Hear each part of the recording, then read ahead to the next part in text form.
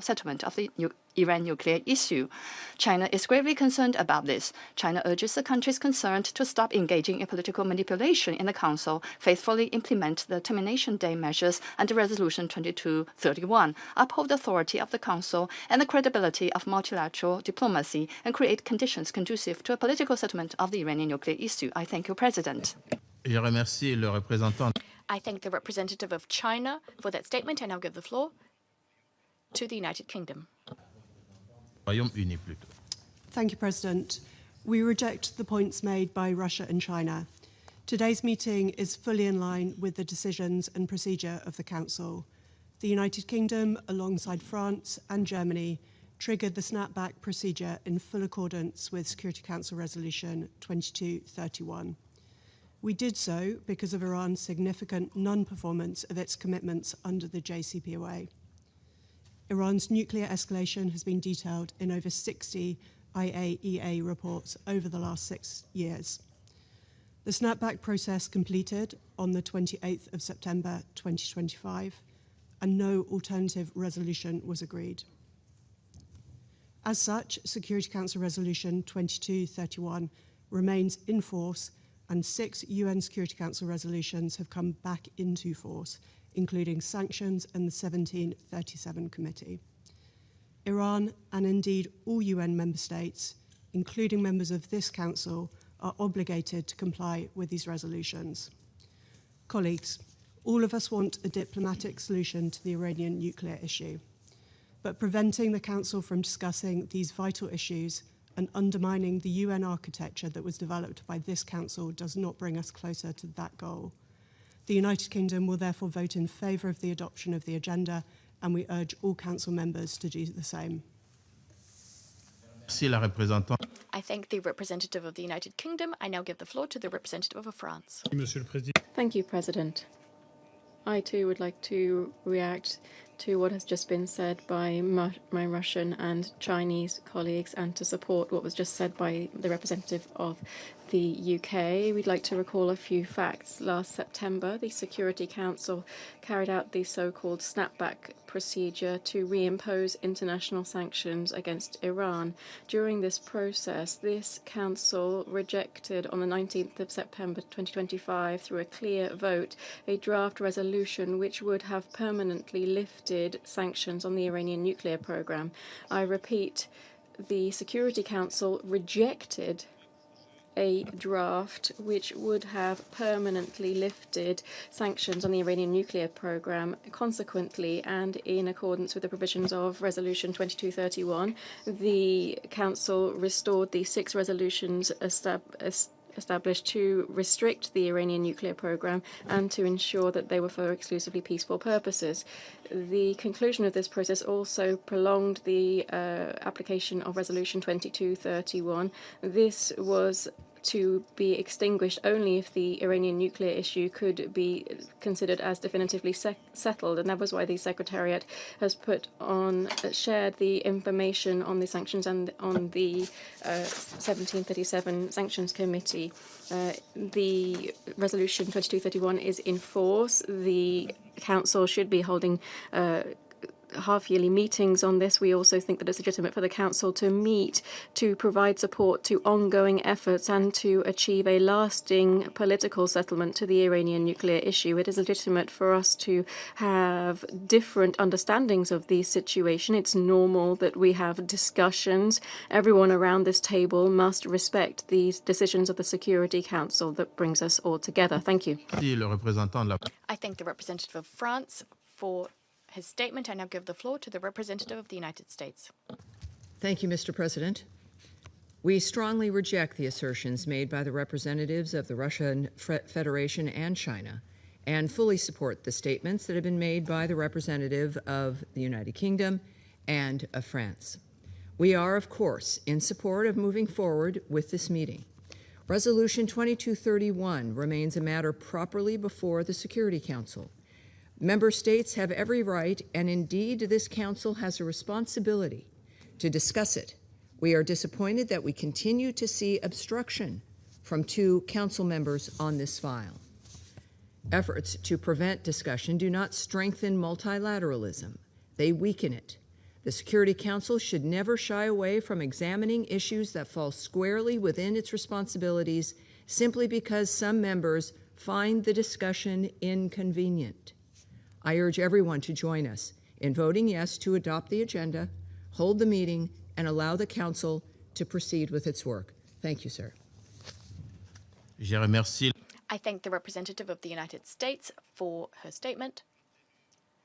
In light of the request put forward and the remarks made by Security Council members, I suggest that we put the provisional agenda to a vote. I will now submit the provisional agenda to a vote.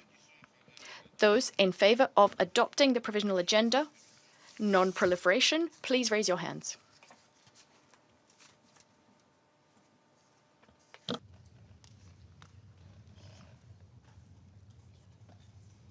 Ceux qui sont contre, Against?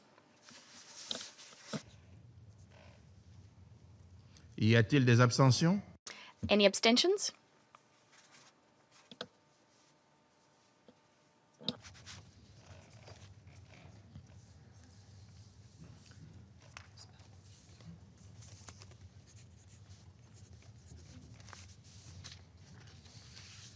Le résultat du vote est... The outcome of the vote is as follows. 11 in favor, 2 against, 2 abstentions.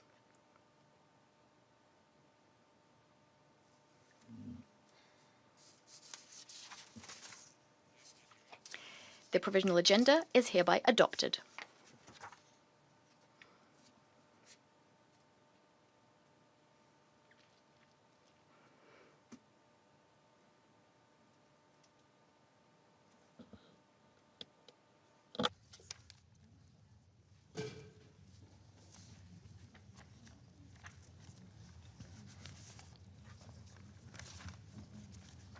C'est pas grave, je peux parler en anglais alors. C'est juste pour ça.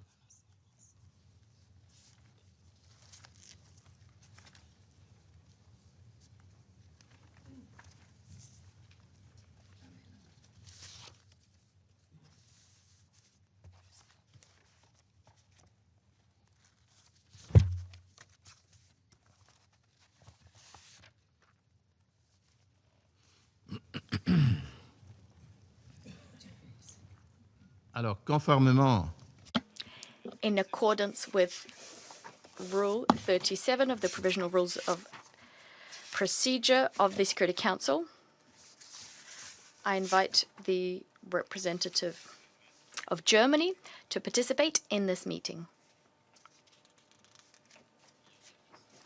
It is so decided.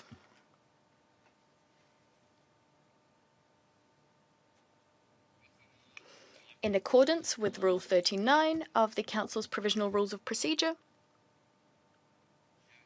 I invite Ms. Rosemarie DiCarlo, Under Secretary General for Political and Peace-Building Affairs, to participate in this meeting.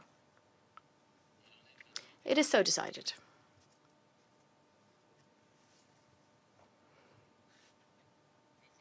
In accordance with Rule 39 of the Council's Provisional Rules of Procedure, I also invite His Excellency Mr. Stavros Lambrinidis, head of the delegation of the European Union to the United Nations, to participate in this meeting. It is so decided.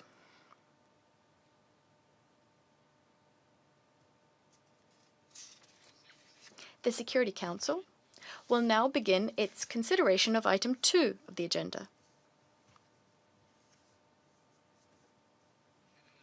I now give the floor to Ms. Rosemarie DiCarlo. Mr. President, as noted in the Secretary General's most recent report on Resolution 2231, dated 19 June, the International Atomic Energy Agency indicated that it had not conducted any in-field verification activities under the Nuclear Non-Proliferation Treaty Safeguards Agreement.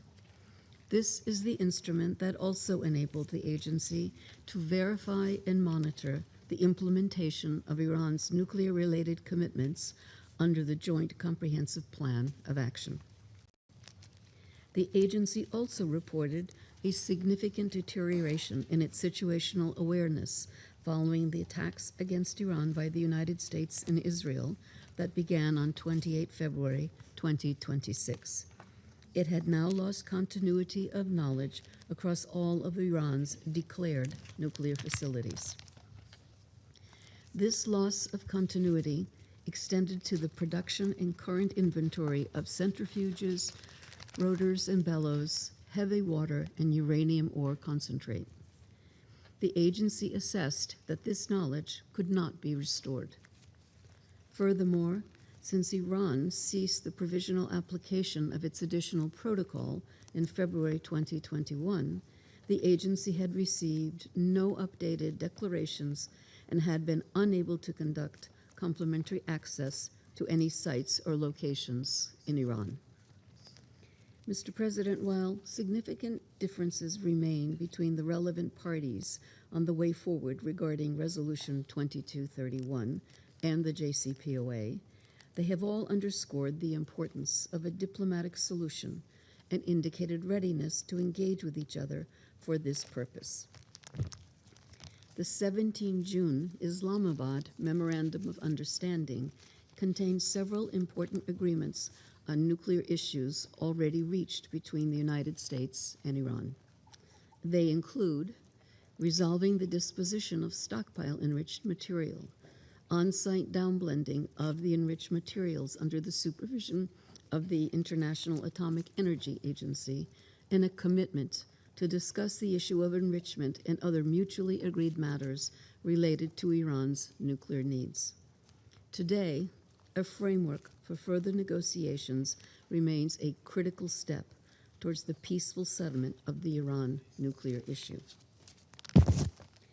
The Secretary General calls on all parties to engage constructively and in good faith to achieve a peaceful, comprehensive, and durable resolution of the Iran nuclear issue consistent with the objectives of Resolution 2231 and the broader goal of strengthening international peace and security. And the United Nations stands ready to support these efforts. Thank you, Mr. President. Je remercie Madame Di Carlo. I thank Ms. DiCarlo for her briefing. I now give the floor to those council members who wish to make statements. I give the floor to the representative of France. Président. Thank you, Mr. President. I'd like to begin by thanking the Undersecretary General, Ms. Rosemary DiCarlo, for her briefing, and the Secretary General, who a few weeks ago published his half-yearly report on the implementation of Resolution 2231. It is of the utmost importance for the Council Presidency to allow the holding of this half-yearly meeting in accordance with established practice, and I thank you for doing so, Mr. President. Since June 2025, the Iranian nuclear issue has given rise to an acute crisis that is seriously affecting international peace and security. The origin of this crisis is the conduct of Iran, which has persistently violated its commitment under the Joint Comprehensive Plan of Action, the JCPOA. In this context, Iran has accumulated more than 400 kilograms of highly enriched uranium, enriched up to 60%, which is an amount sufficient to produce around 10 nuclear explosive devices. Iran is the only non-nuclear weapon states to have accumulated such a quantity of enriched uranium. The IAEA has lost continuity of knowledge regarding this material as Iran has ceased granting access to IAEA inspectors. The Board of Governors of the IAEA has found Iran to be in breach of its Comprehensive Safeguards Agreement in June 2025. On the 17th of June this year, a memorandum of understanding was signed between the US and Iran to bring an end to nearly 4 months of open conflict. This memorandum is a first positive step which provides for a cessation of hostilities, the reopening of the Strait of Hormuz to free passage of shipping, and the launch of negotiations which within 60 days should result in a robust non-proliferation agreement, which is an essential precondition for the lifting of sanctions. We note, however, that despite Pakistan and Qatar's good offices, we thank them for those, and despite the intensive discussions, Iran has violated its commitments under the memorandum. Iran has not brought an end to its attacks against vessels in the Strait, which it was obliged to provide freedom of passage to. In the last few days, it has carried out further unacceptable attacks on the Kingdom of Bahrain, Kuwait, Qatar, and Jordan, causing the destruction of civilian infrastructure. France condemns these strikes in the strongest possible terms, and we reaffirm our unwavering commitment to the security, sovereignty, and territorial integrity of all our partners in the Middle East. Iran is responsible for the current situation. Through these new attacks, it has triggered a cycle of reprisals that should come to an end without delay, which are jeopardizing the conclusion of the 60-day time frame under the memorandum for a final agreement. To come out of the current deadlock, it's essential for the current escalation to cease and for Iran to fully comply with its commitments. This should lead the negotiations to a successful conclusion, which should guarantee that Iran will no longer threaten regional and international peace and security. First, concluding a lasting agreement providing that Iran will never acquire a nuclear weapon remains a priority. France supports the detailed negotiations underway with the United States on the nuclear issue. Only the conclusion and implementation of such an agreement will make it possible at the right time to consider the lifting of Security Council sanctions. In parallel with these negotiations, Iran must urgently return to full compliance with its safeguards obligations. In this regard, it must in particular provide the International Atomic Energy Agency with access and information necessary to verify the status of its stockpile of 60% enriched uranium. Let me recall that the snapback procedure was completed last September as a result of Iran's violations of its commitments under the JCPOA. Resolution 2231 remains in force, and the Iranian nuclear issue remains on the Council's agenda. Iran, in this context, is under an obligation to suspend all enrichment and reprocessing activities. Second, Iran must guarantee the unconditional reopening of the Strait of Hormuz, which must be open and unrestricted in accordance with the law of the sea. The recent strikes on commercial vessels in Omani territorial waters are unacceptable. France, together with the UK and other regional and international partners, has taken the initiative to establish an independent, neutral, and strictly defensive multinational mission which stands ready to contribute to efforts to restore safe conditions for navigation in this international waterway, including through mine clearance operations. The involvement of a third party is essential to restore the freedom of navigation without delay, to facilitate the evacuation of seafarers and vessels, and to rebuild trust within the maritime industry on a lasting basis. This must be carried out in accordance with the framework of the law of the sea, and we will firmly oppose any arrangement that fails to comply with it.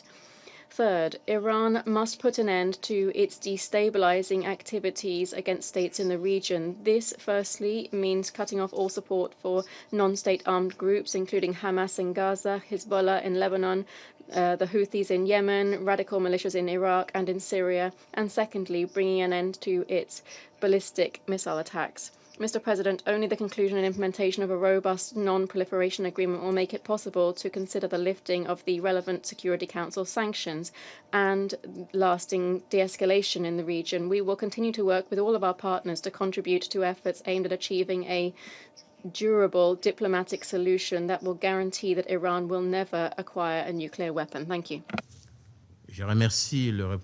I thank the representative of France for his statement. I now give the floor to the representative of Latvia. Thank you, Mr. President. I thank the DRC presidency for convening this regular meeting on the report of the Secretary General on the implementation of Resolution 2231. I also thank Undersecretary General Di Carlo for her valuable contribution, and I welcome the participation of the representatives of Germany and the European Union. Mr. President, while we sincerely welcome the signing of the Memorandum of Understanding between the United States and Iran, it must now be comprehensively implemented. The recent bouts of repeated escalation are unacceptable. Cessation of hostilities is crucial for the region and global stability. Iran must cease any and all threats and attacks against both the Gulf states and maritime vessels. It is imperative that free and safe passage in the Strait of Hormuz is fully restored. We reiterate the importance of diplomacy and dialogue and support much-needed negotiations regarding further elements, key among them the issue of the Iranian nuclear program. While we wish for continued diplomatic engagement and successful future talks, the legal reality so far has not changed. The UN sanctions against Iran remain in force. They reflect international law, and all UN member states, including the members of this Council, are obliged to respect and implement them. We therefore appreciate the 21st report of the Secretary General on the implementation of Security Council Resolution 2231, which cites the latest report of the IAEA of 4th June. The situation remains precarious. The agency has not been able to conduct any in-field verification activities at the affected facilities. Despite the binding safeguards agreement, and effectively has lost the continuity of knowledge of the most important aspects of the Iranian nuclear program, including its nuclear material and nuclear-related activities at undeclared locations. Mr. President, recent events show that Iran continues to disregard international law. If, however, Iran was serious about reaching a sustainable long-term solution to the issue of its nuclear program that would enable the lifting of international sanctions against it, the path forward is very clear. Iran must respect and implement its binding agreements under international law, most notably the Treaty on the Non-Proliferation of Nuclear Weapons, including its obligations under the Comprehensive Safeguards Agreement. Enrichment of up to 60%, as previously reported by the IAEA inspectors, cannot be reconciled with any peaceful purpose. Iran must meaningfully engage in serious negotiations, cease its escalatory nuclear program, and grant unhindered access to the IAEA inspectors to all relevant sites. Until then, sanctions remain in place. Mr. President, Latvia will continue to constructively engage on this issue in order to ensure that Iran never acquires a nuclear weapon. We must uphold Council decisions, including the 1737 sanctions regime, until the actions of Iran substantively change. I thank you. Je remercie. I thank the representative of Latvia. I now give the floor to the representative of Greece.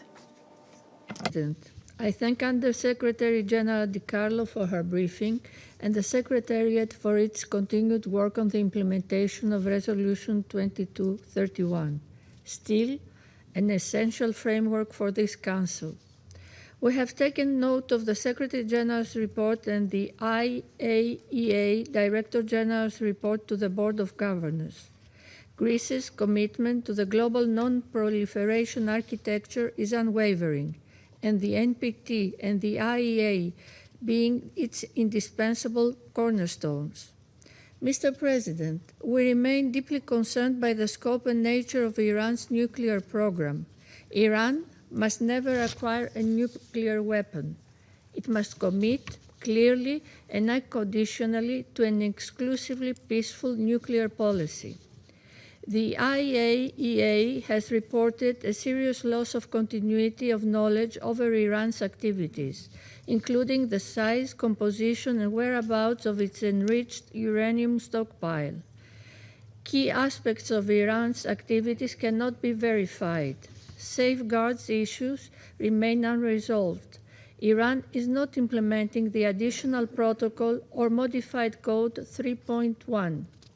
To be unequivocal, the NPT safeguards obligations permit no suspension under any circumstances. We call on Iran to restore full, effective, and constructive cooperation with the IAEA without delay. That means all necessary information and access and the immediate, full, and safe return of the agency's inspectors. Only reliable, impartial, continuous verification can restore international confidence that Iran's program is exclusively peaceful. Mr. President, diplomacy remains the only effective, sustainable path for the Iranian nuclear issue and for the wider conflict and escalation gripping the region. Greece is concerned by yet another escalation in the area and reaffirms our full solidarity with Bahrain, Kuwait, and other neighboring countries that continue to be targeted. We support negotiations between the United States and Iran and hope they can resume soon, leading to a credible, verifiable, sustainable, and durable peace. A negotiated outcome is the only path that addresses proliferation concerns, prevents further escalation, and contributes to regional stability. The preliminary agreement between the two countries should guide the steps ahead. The objectives that underpinned the JCPOA remain valid: robust verification and monitoring, a pathway to sanctions relief, and support for regional de-escalation. Any future understanding must rest on full respect for international law, the UN Charter, the NPT, Iran's safeguards obligations, and the relevant Security Council resolutions. It must deliver clear, verifiable, and lasting assurances to the international community. In closing, Mr. President, restoring international peace and security, including maritime security, with full and unconditional return to the status quo ante in the Strait of Hormuz, demands that we safeguard the non-proliferation regime. Greece urges maximum restraint and calls for dialogue and diplomacy as a matter of urgency. The stakes for regional and international peace and security are too high for any other course. I thank you. Je remercie la représentante. I thank the representative of Greece for the statement, and I now give the floor to the representative of the United Kingdom. Thank you, Mr. President, for scheduling this meeting, and thank you to Under-Secretary General De Carlo for your briefing. We meet at an important moment following the signing of the US-Iran Memorandum of Understanding last month. The United Kingdom condemns the recent Iranian attacks in the region and on commercial shipping, but we continue to stand in solidarity with our Gulf and regional partners.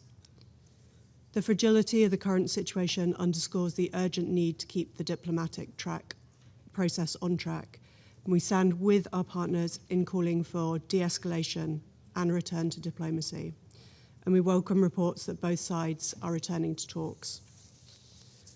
Colleagues, the UK's long-standing concerns over Iran's nuclear programme remain relevant and serious.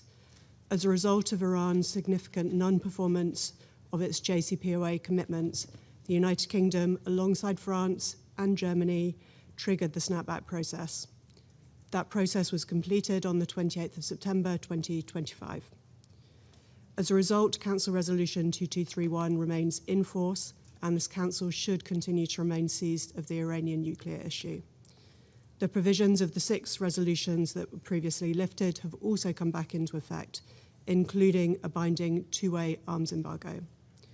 And we call on all UN member states to fully comply with the provisions of the relevant resolutions.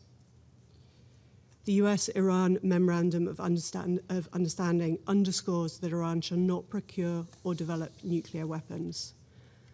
That requires clear, verifiable, and meaningful steps by Iran, including full cooperation with the IAEA and effective monitoring of all nuclear material and facilities. Verification is not a technical detail. It is central to trust, to confidence, and the long-term success of any agreement. The end result must be a negotiated settlement that strengthens international and regional security, that prevents nuclear proliferation, and provides the international community with confidence that Iran's nuclear program is exclusively peaceful. We're prepared to respond positively to credible, verifiable progress by Iran. And the UK stands ready to support efforts to help translate the US-Iran Memorandum of Understanding into a lasting diplomatic settlement and to address the difficult issues that remain. Thank you, Mr. President. Je remercie. I thank the representative of the United Kingdom for their statement. I now give the floor to the representative of the Russian Federation. President, we're compelled to once again express our disappointment owing to the fact that the majority of Security Council members are continuing to indulge the attempts of some states to cast doubt on objective procedural reality. They are the ones who bear responsibility for all of the negative ramifications of the decision taken to hold a meeting on a non-existent agenda item, in addition to all of the legal free-for-all instigated at the Security Council in connection with the Iranian nuclear program narrative. We're grateful to colleagues who demonstrated a principled and objective position and who did not support the holding of this meeting.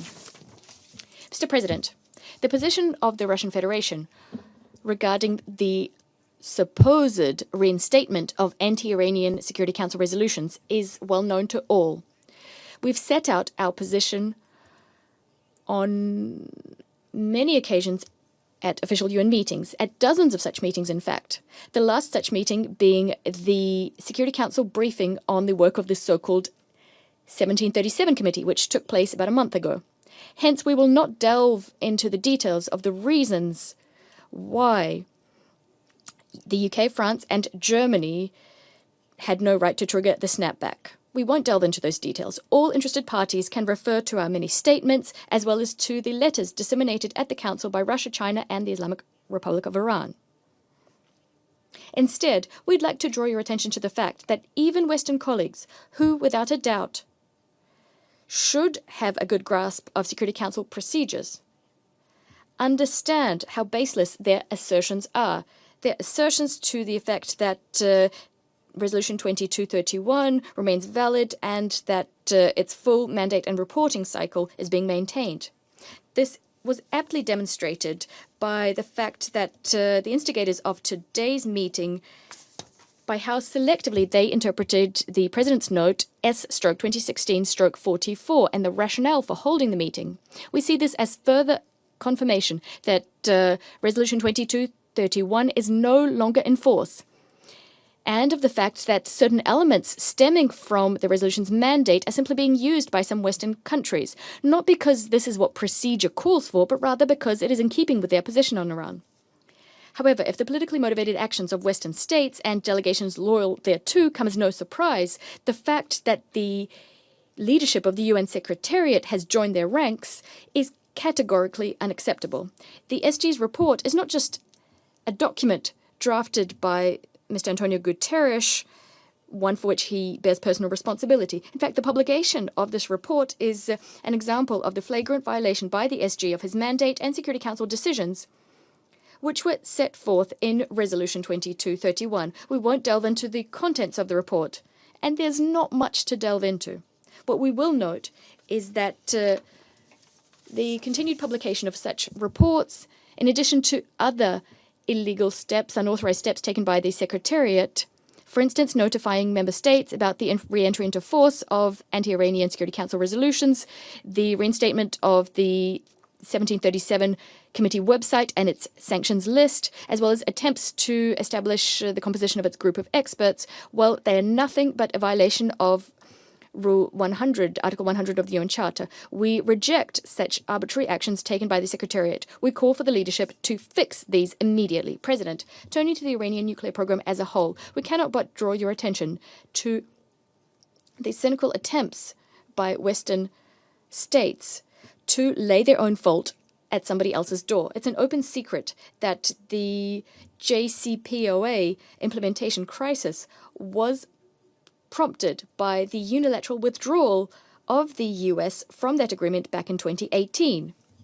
Thus, it's very strange to hear from the US delegation these very strong pronouncements supporting Security Council Resolution 2231. What happened next? The crisis was exacerbated as the European members to the nuclear deal were not able to uphold their commitments.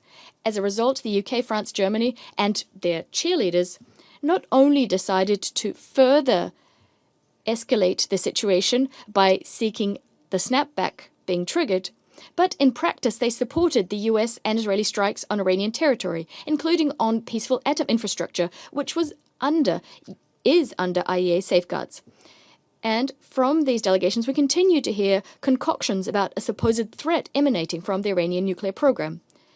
And it must be said that they're based entirely on their fabrications. After all, the Iranian leadership has confirmed and continues to confirm the fact that it has no plans to acquire a nuclear weapon. And the IAEA, not once, I underscore this, not once did the IAEA verify the transfer of nuclear materials to military uses in Iran. Every time we see the EU and the US colleagues demanding for Iran to engage in serious talks, well, they're saying this although Iran was attacked twice at the height of such diplomatic efforts, and despite this, Iran actually continued its contacts with the US. Moreover, we regularly hear at Security Council meetings absurd allegations being leveled at Iran, allegations that on its territory, the IAEA has not been undertaking its verification activities for a year now. And yet the delegations leveling these obligations can't even name what actually happened, what transpired in June of 2025, what made the work of IAEA inspectors impossible. It was the first series of US and Israeli strikes on Iranian nuclear sites. We get the impression that some Security Council members, ignoring the root causes of the current escalation in the Middle East, are beginning to believe their own alternative reality, the one they crafted. They don't want to accept what is patently obvious. They are refusing to call a spade a spade. Mr. President, the Russian Federation categorically rejects attempts to continue to escalate tensions without any grounds for doing so surrounding the Iranian issue. We also reject attempts to use the Security Council for political score settling with Iran. These actions undertaken by Western countries first create a threat to the very tense situation in the region, especially in light of the latest events, and second, further exacerbate the procedural crisis at the Security Council, which is having a negative impact on the Council's work across various spheres, in first and foremost as regards subsidiary bodies. Currently, the Security Council should have entirely different issues on its agenda. We bear responsibility for creating enabling conditions for de-escalation and ongoing diplomatic efforts, kick-started with the assistance of Pakistan and other states. They are what instills hope of resolving any contradictions and misunderstandings using peaceful means. We urge Western colleagues to focus on this kind of work rather on their phantom pains regarding UN Security Council Resolution 2231. I thank you. I thank the representative of the Russian Federation for the statement. I now give the floor to the representative of Bahrain. Mr. President, at the outset, I would like to thank the delegation of the Democratic Republic of the Congo for convening this meeting on implementation of Security Council Resolution 2231. I also thank USG De Carlo, USG for Political and Peacebuilding Affairs, for her briefing. We also express our appreciation for His Excellency the Secretary General for presenting the 21st report, which underscores the importance of following up on the implementation of the resolution as the existing legal framework governing the Council's consideration of the Iranian nuclear program, and also the resolution's pivotal role in the maintenance of international peace and security. Mr. President, since the 28th of February, our region is witnessing one of the most dangerous waves of escalation in its modern history as a result of Iran's brutal, unjustified attacks against the states of the Gulf Cooperation Council and the Hashemite Kingdom of Jordan, using ballistic missiles and drones, targeting civilian objects, energy facilities, and vital infrastructure.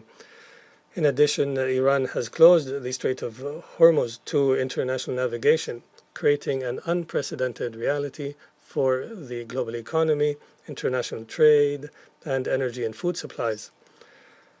These attacks have caused significant losses of life and property and have had serious repercussions for citizens and residents,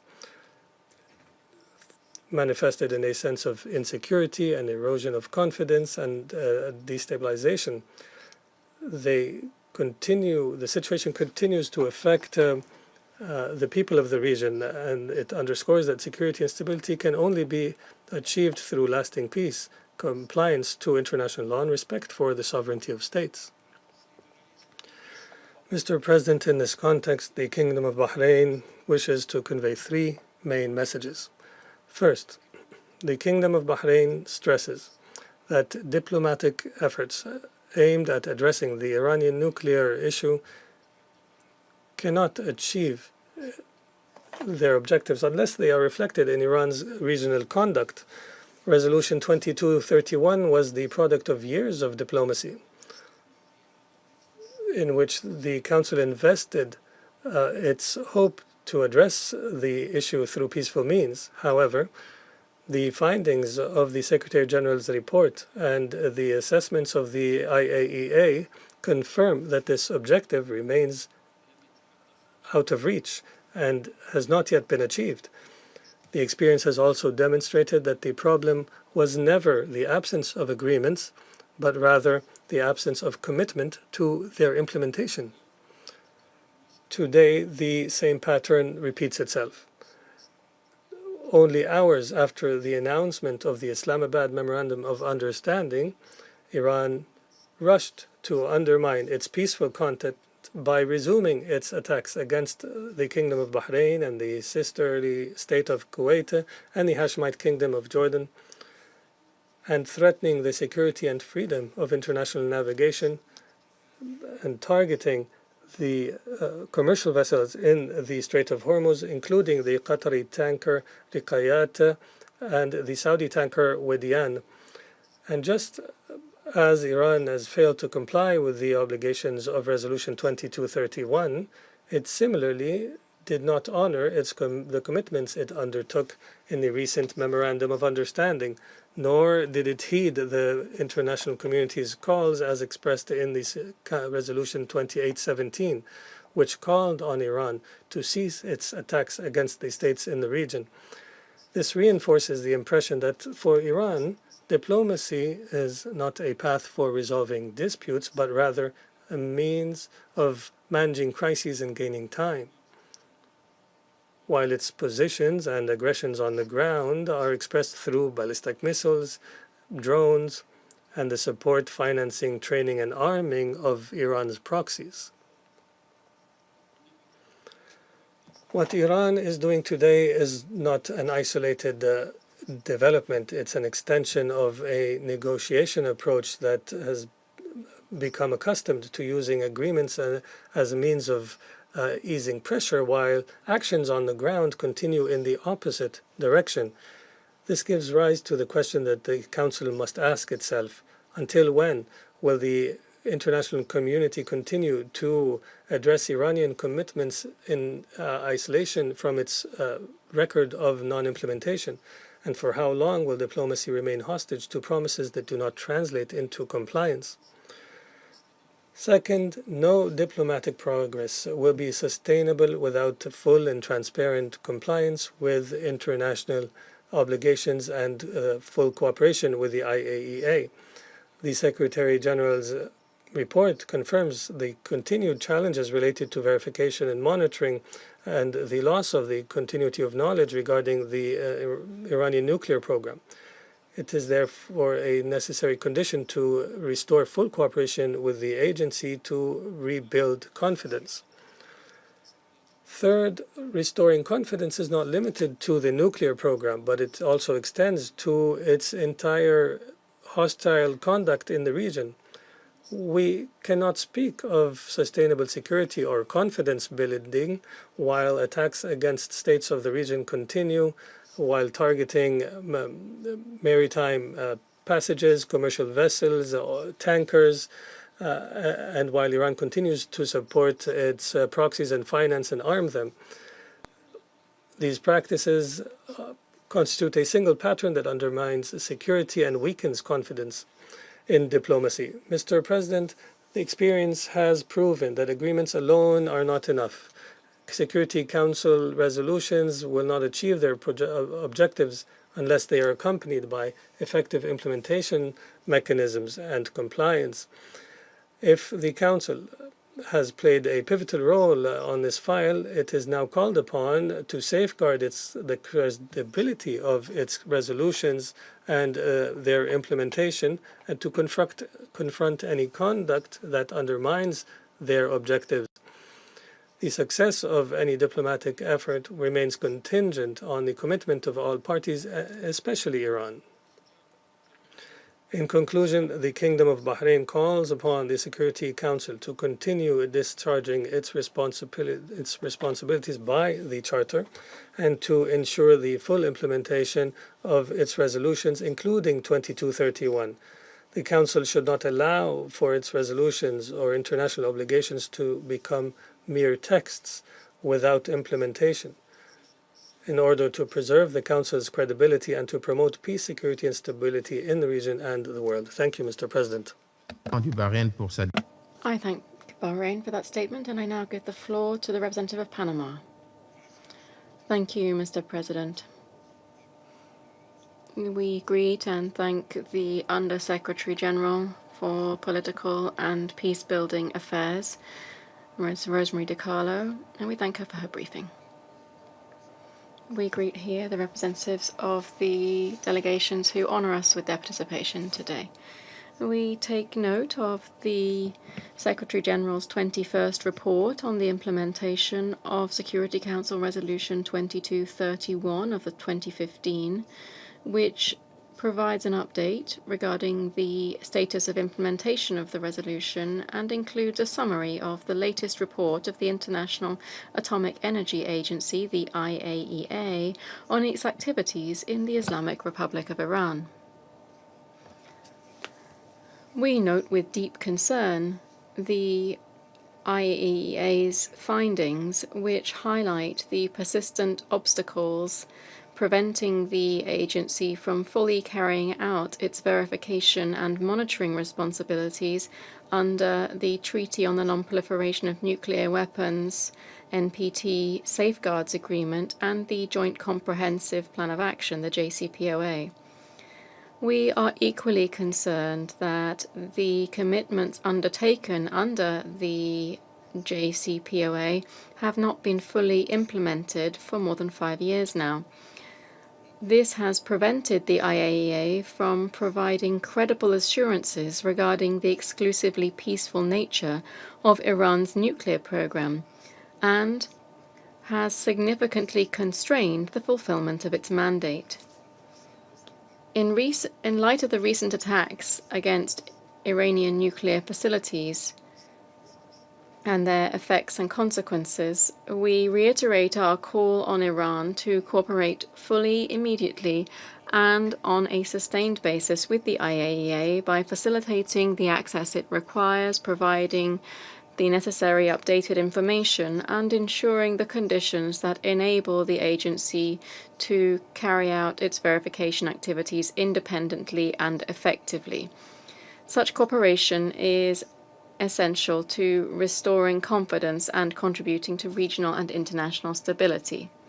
We place our hope in the continuation of dialogue between the United States and Iran as a constructive step towards easing tensions, containing risks, and ensuring a cessation of attacks on vessels serving international waterways, restoring free navigation, and advancing towards a sustainable, comprehensive diplomatic solution strengthening regional stability.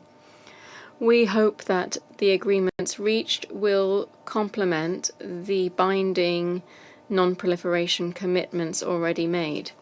Further, we trust that a full return to compliance with international obligations, together with verifiable cooperation with the IAEA, will remain the essential foundation for a diplomatic resolution to the outstanding concerns And finally, President, we call on all parties to act responsibly and to refrain from taking any measures that could further exacerbate tensions. Thank you very much. Je remercie. I thank the representative of Panama for the statement. I now give the floor to the representative of Pakistan. Thank you, President. Pakistan expresses its deep concern at the escalation in tensions in the region, which is in no one's interest. The cycle of violence and instability must end for the good of regional and international peace, security, and prosperity. All efforts should be made to restore normalcy and bring the parties back to the negotiations table. Pakistan calls on all parties to exercise restraint and refrain from any actions that may further undermine regional peace and stability. Evidently, there is no alternative to continued engagement, dialogue, and diplomacy to achieve the shared goal of peace and stability in the region. President, we reiterate our support for the resolution of all outstanding issues, including the Iran nuclear issue, through peaceful means, diplomatic engagement, and sustained dialogue.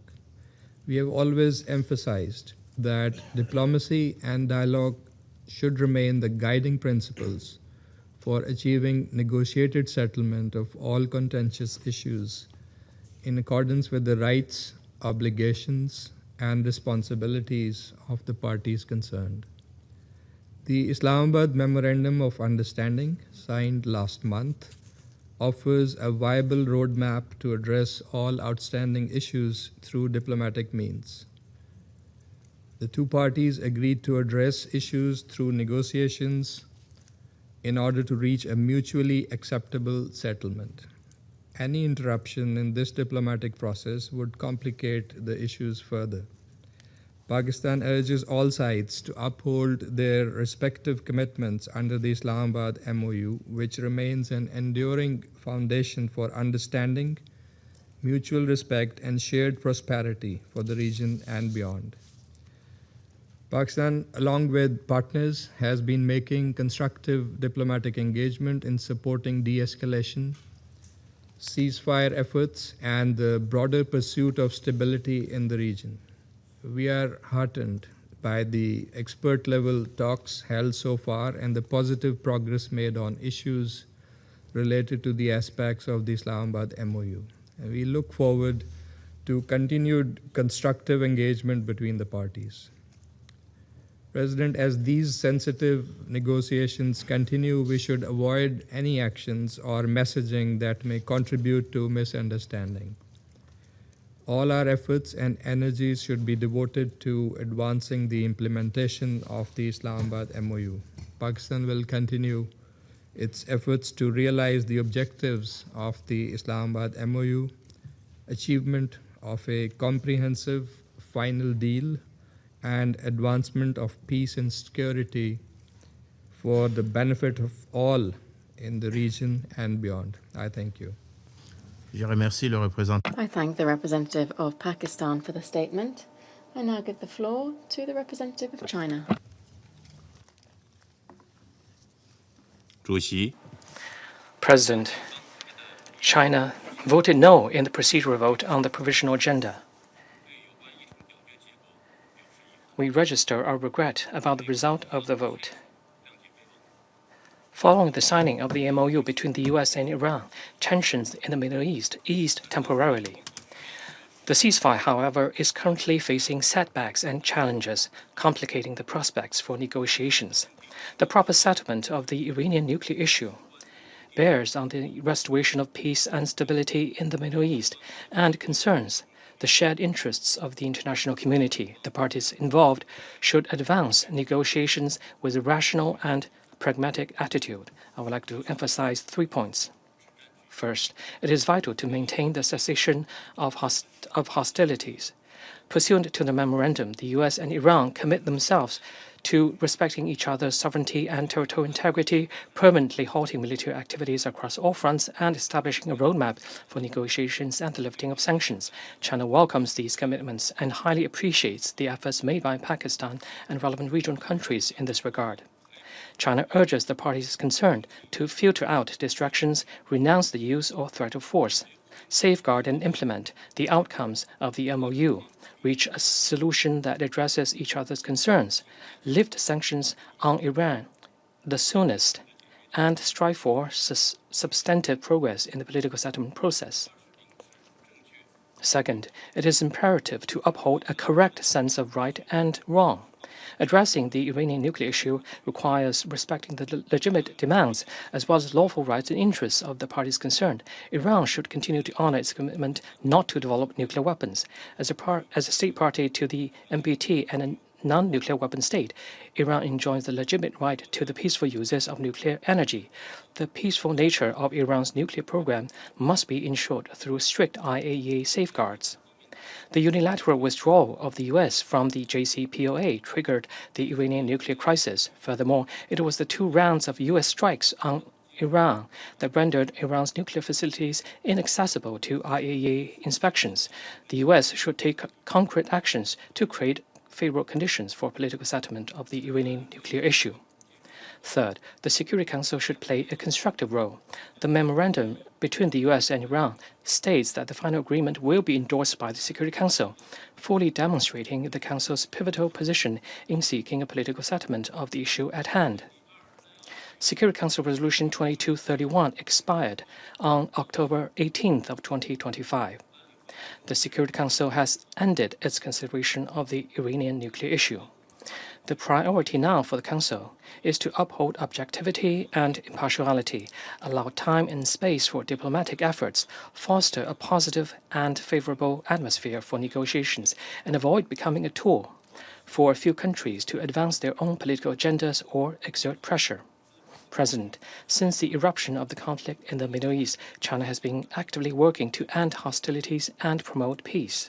As a party to the JCPOA and a permanent member of the Security Council, China has consistently upheld an objective and impartial stance, stressing the need to resume talks and preserve the political settlement process.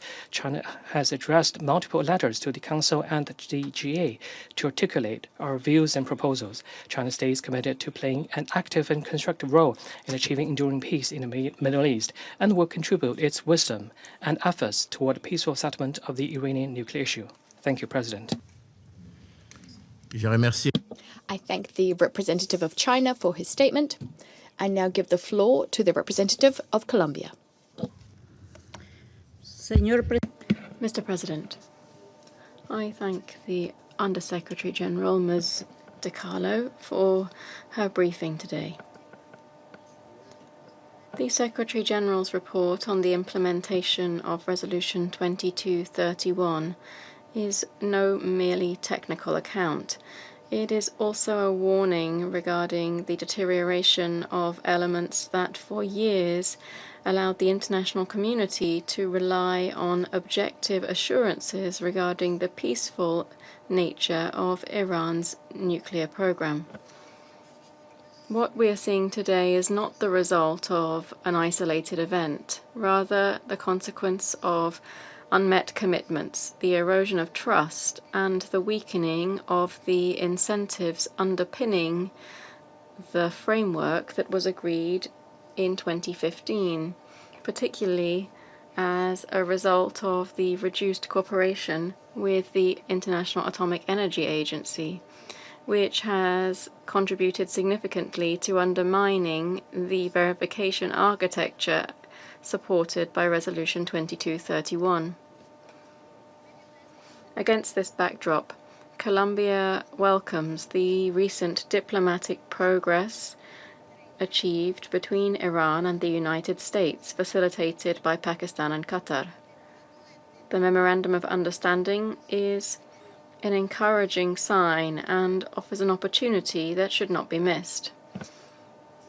Mr. President, agreements such as this demonstrate that consensus building remains possible. More importantly, they pave the way towards a negotiated solution with regard to the verification and monitoring of Iran's nuclear program. In this regard, Colombia believes that the experience of the JCPOA offers a valuable lesson. That instrument not only managed to establish limits and verification mechanisms, but also demonstrated that balanced, technically sound, and transparent agreements can be reached even in situations marked by profound mistrust. Today, as avenues for dialogue begin to reopen, that experience can serve as a useful point of reference, reminding us that lasting progress can only be built on respect for international obligations and genuine political will. What is at stake here is not only the situation surrounding Iran's nuclear issue, but also the ability of states to forge and preserve common rules and to trust in those as tools for managing their differences. When trust disappears, uncertainty takes over. And when uncertainty becomes the guiding principle for international action, the logic of confrontation gains ground. To that end, the Security Council has a responsibility to help create the political conditions necessary to consolidate the progress achieved and transform this opportunity into sustainable results. Thank you very much. I thank the representative of Colombia. I now give the floor to the representative of the United States. Thank you, Mr. President, for convening the Council for this discussion that stresses the continuing relevance of Resolution 2231. And thank you, Undersecretary General DiCarlo, for your presentation.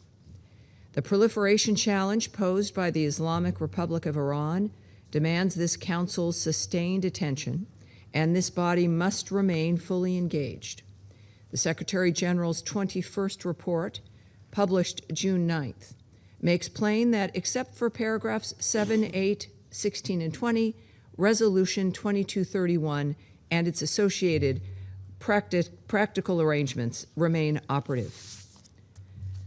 Through the snapback mechanism established under Resolution 2231, the Council reinstated Resolutions 1696, 1737, 1747, 1803, 1835, and 1929. The measures reinstated last September were designed to address a nuclear program that has long sought to advance beyond the international community's line of sight. Last month, the IAEA Board of Governors adopted a resolution which received broad international support and reiterated the body's concern with Iran's continued non-compliance with its IAEA obligations under its Comprehensive Safeguards Agreement. The IAEA has reported that since the military strikes of June 2025, it has lost the continuity of knowledge regarding previously declared inventories of nuclear material at all affected Iranian facilities. And since late February 2026, that loss of continuity extends to every declared nuclear facility in Iran with the exception of Bushehr. Iran has not engaged the IAEA on unresolved safeguard issues, has not provided updated information and declarations under its Comprehensive Safeguards Agreement and additional protocol, and has denied inspectors access to its highly enriched uranium stockpile and other previously declared low-enriched uranium stocks for over a year. In defying its Treaty of Non-Proliferation of Nuclear Weapons, the NPT, required safeguards agreement, Iran also contravenes its obligations under the resolutions reinstated last fall. Over the last week, Iran has taken actions that defy the substance and the spirit of the understanding established between our two countries. We have witnessed Iran deploy cruise missiles and UAVs, weapons that are restricted under these Security Council resolutions, against commercial vessels lawfully transiting Omani waters and infrastructure in Bahrain, Jordan, Kuwait, and Qatar. Iran's leaders have a historic opportunity to transform their country for their people. The decision is theirs.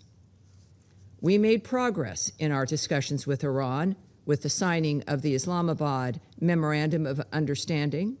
The door to diplomacy remains open and is our preferred path to resolve concerns related to Iran's nuclear program. We hope Iran chooses to come back into compliance with its obligations and to engage seriously in talks toward reaching a final deal. While dialogue remains possible, we cannot negotiate while Iran reneges on the basic obligations, simple obligations, such as don't shoot at civilian objects. But to be clear, the United States stands ready to hold Iran to account for its acts that defy international peace and security. If you shoot at civilian objects or ships, we will respond. Until a final deal is reached and endorsed and adopted by this Council to lift sanctions under these resolutions, member states must implement the reinstated resolutions in good faith. They represent the Council's most effective, peaceful instrument for constraining escalation and preserving international security. Fundamentally, Iran has contravened international law and this Council's resolutions. Such transgressions cannot be met with Council equivocation and obstruction. In subverting the 1737 regime, UN sanctions architecture that this body elected to impose, members not only contradict the will of this Council, they also constrain the non-kinetic tools available to resolve conflict. Again, President Trump prefers peace. And we urge fellow Council members to join us in upholding the instruments of this body. Thank you, Mr. President. Je remercie. I thank the representative of the United States. I now give the floor to the representative of Denmark. Thank you, Mr. President.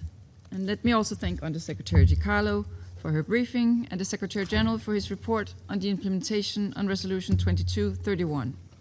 Mr. President, Denmark supports all diplomatic efforts to reduce tensions and to bring about a lasting solution to the Iranian nuclear issue. We express our concern about the recent escalation in the region and strongly condemn Iran's latest attacks in the Strait of Hormuz and on the neighboring countries, which pose a threat to the safety and stability of the entire region. We urge all parties to show restraint. We call on Iran to reopen the Strait of Hormuz with unconditional and unrestricted freedom of navigation. The ceasefire must be respected, and the Memorandum of Understanding must be fully implemented. Mr. President, Denmark has repeatedly made its position clear. Iran must never acquire or develop a nuclear weapon.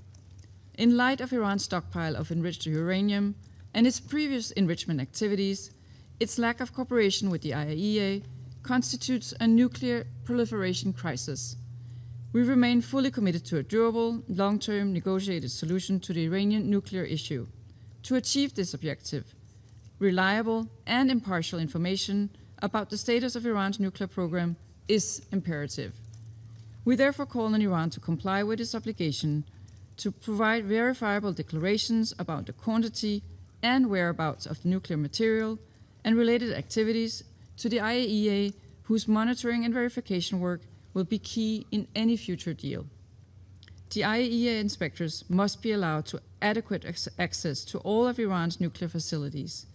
We urge Iran to cooperate fully with the IAEA and comply with its legally binding obligations under the NPT and its safeguards agreement, as well as with the resolutions of the IAEA Board of Governors. Mr. President, The reinstatement of 6 Security Council resolutions as a result of the snapback, as approved by this Council, requires Iran to suspend all activities related to uranium enrichment, reprocessing and heavy water, and to discontinue the construction of related facilities. Denmark calls on all UN member states to fully implement the restrictive measures under these fully reinstated resolutions. Mr. President, in closing, Denmark has always supported diplomatic efforts as the only way to bring about a durable solution to the Iranian nuclear issue. It remains fundamental for maintaining peace and security in the broader Middle East and beyond. We stand ready to work with all parties to this end. I thank you. I thank the representative of Denmark for her statement. I now give the floor to the representative of Liberia. Thank you. Thank you, Mr. President. We join in thanking the Undersecretary General for her briefing and in welcoming the distinguished colleagues participating. Mr. President, we navigate a highly sensitive moment for this Council. A profound procedural division now exists among members, and it regards the operational status of this resolution and its legacy mechanisms. Liberia notes these differing legal positions.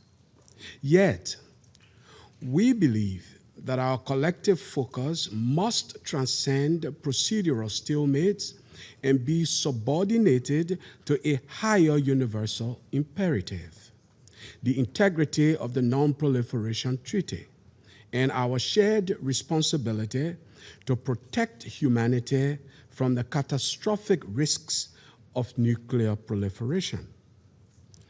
Amid acute regional volatility and recent hostilities, the erosion of verification architecture represents an unacceptable danger to global security.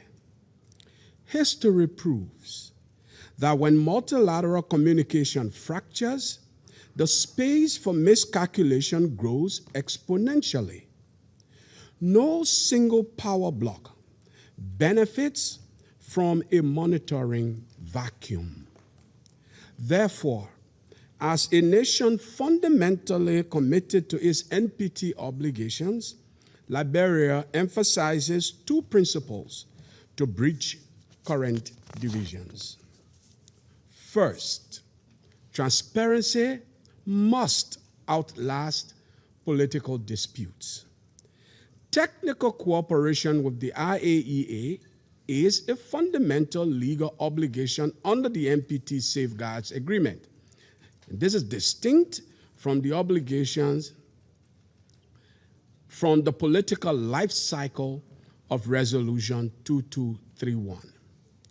We call on all relevant actors to facilitate full, unimpeded monitoring access to accurately reconstruct nuclear baselines. Second, we must seize the existing diplomatic window. Liberia welcomes recent mediations and the interim memorandum of understanding aimed at lowering regional tensions.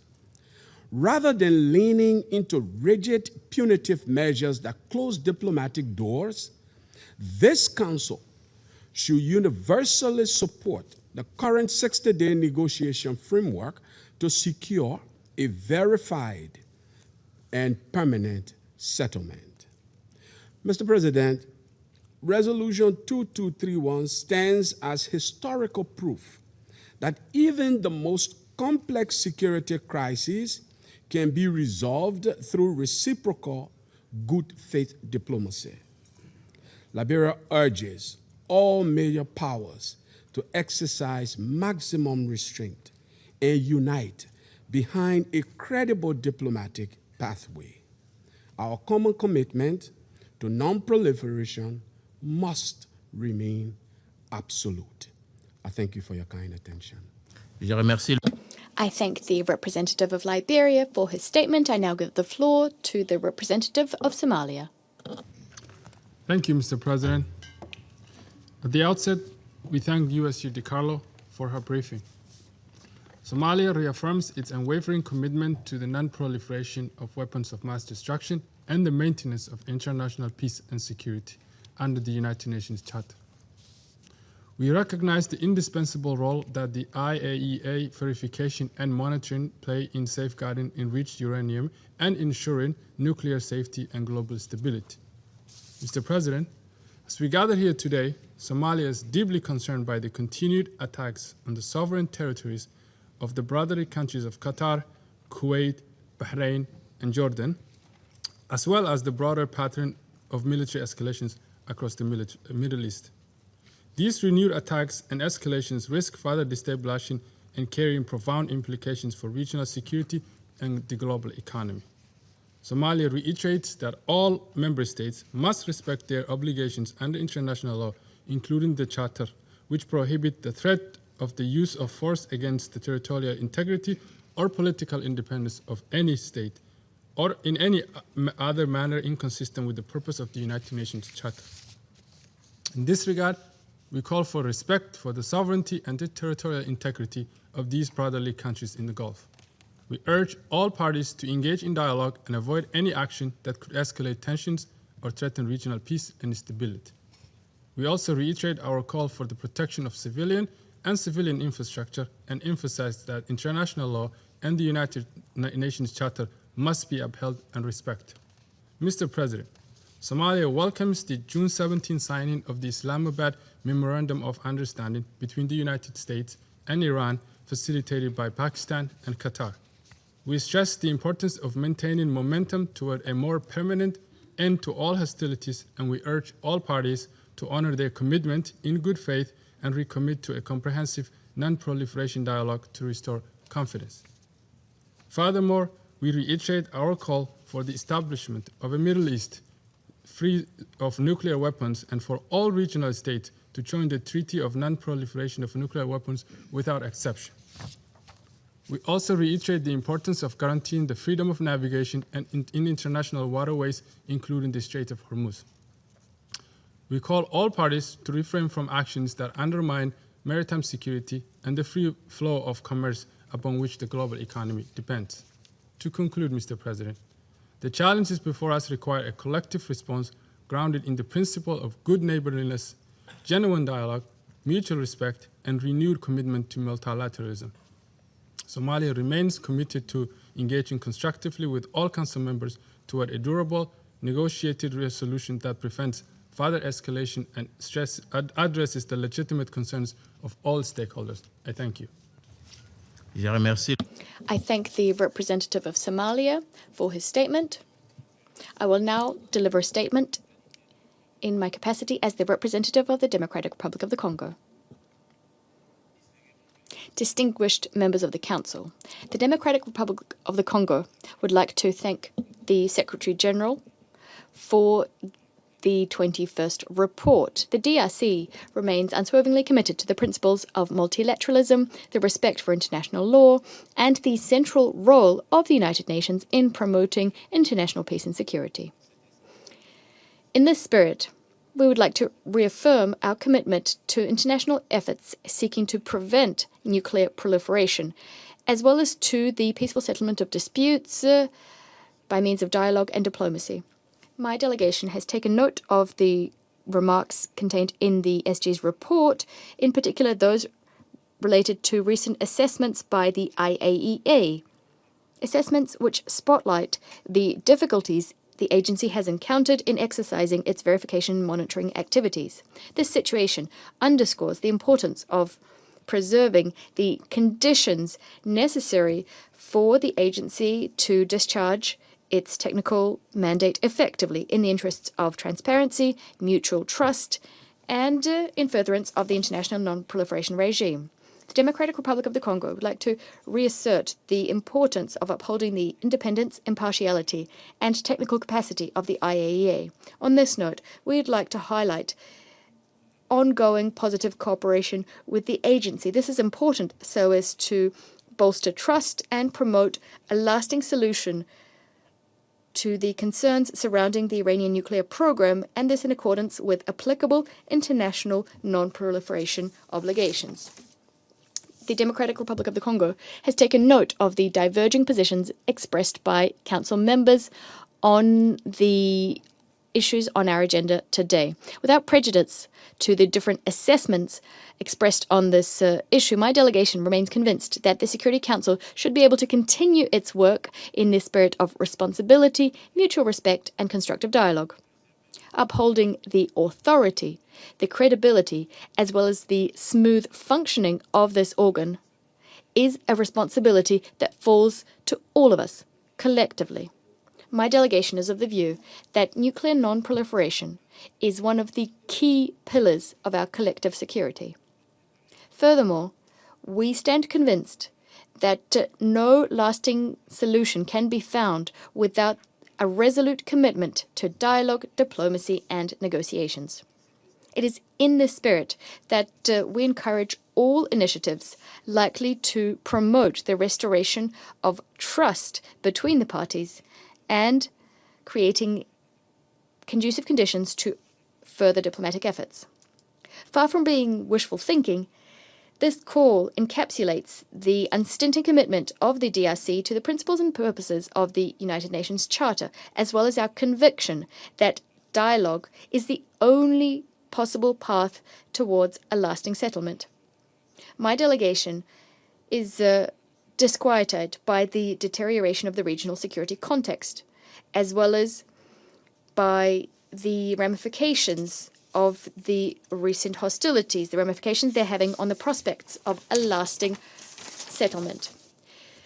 These developments recall the urgency of prioritizing restraint and avoiding any actions which might further fuel tensions, as well as of upholding the necessary preconditions for de-escalation. Stability in the Middle East remains a serious challenge to international peace and security. Now, more than ever, it requires us to make a collective commitment to diplomacy. By way of conclusion, the Democratic Republic of the Congo would like to reiterate its commitment to the objectives of nuclear non-proliferation, the peaceful settlement of disputes, and the central role played by the Security Council in the maintenance of international peace and security. Differences of opinion, which member states may harbor, should never distract us from our primary responsibility, as enshrined in the United Nations Charter, that responsibility being the maintenance of international peace and security. It is in this spirit that the Democratic Republic of the Congo will continue supporting all initiatives which might help promote a de-escalation, dialogue, as well as lasting negotiated solutions which are mutually acceptable. I resume my function as President of the Council.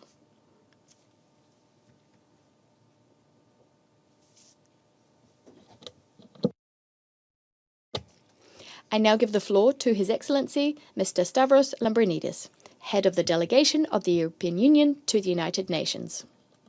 Merci, Monsieur le Président. Thank you, President. I'm honored to address the Council today on behalf of the High Representative of the Union for Foreign Affairs and Security Policy, Kaja Kallas. I would also like to thank Secretary General Antonio Guterres and the Secretariat for their work related to the implementation of Resolution 2231. We take note of the 21st report of the Secretary General on the implementation of Resolution 2231 and thank USG DiCarlo for her briefing. The European Union welcomed the Memorandum of Understanding between the US and Iran and encourages continuation of negotiations, which would provide an opportunity for regional stability and the full restoration of freedom of navigation and safe transit through the Strait of Hormuz. This is essential for regional stability and the global economy. We again commend Pakistan, Qatar, and other regional partners for their mediation.